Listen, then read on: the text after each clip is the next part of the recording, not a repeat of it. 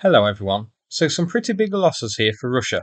This small video clip shows 3 disabled and abandoned T-90M tanks, a disabled and abandoned BMP, and 1 disabled and abandoned MTLB. These were filmed by a drone near Andriivka in Bakhmut region, and are clearly part of a large armoured unit which was defending the settlement, or possibly part of a counterattack towards the settlement, as this area is heavily contested at the moment.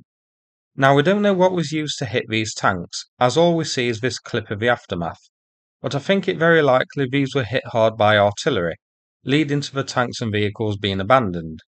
Now if this was a Ukrainian loss, we'd likely see these videoed and photographed from different angles and shared for a couple of weeks to show how mighty the Russian army was and how much Ukraine had lost, like Russia did when they bagged a handful of Leopards and Bradleys early on in the counter-offensive. We saw those videos and photos shared numerous times from different angles to try and make the losses seem higher than they were. Now these are abandoned, not fully destroyed, so it is possible these could be recovered, but as we will see with the geolocation, recovery will be tricky, as this is right on the front lines.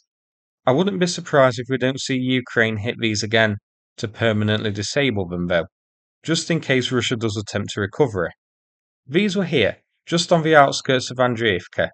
These tanks were advancing west towards the settlement. Now, Andriivka is reported by some to be abandoned by Russia, so this is looking like it was a counterattack to push Ukraine back and retake the town. Zoomed out, here it is overall, south of Kleshchivka and south of Bakhmut.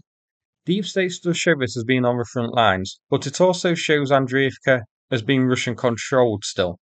But as mentioned, there are many reports that Andriivka and Kleshchivka are abandoned by Russia, but it is artillery which is stopping Ukraine from capturing the two settlements. This counterattack, though, shows that Russia isn't planning on surrendering the town just yet. Losing 3 T-90Ms in one swoop like this is a pretty big loss for Russia. The T-90M is Russia's most modern tank in service in Ukraine.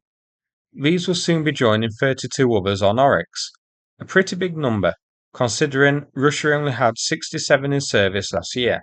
However, the T-90M is still in production, and a number have since been delivered to the Russian army.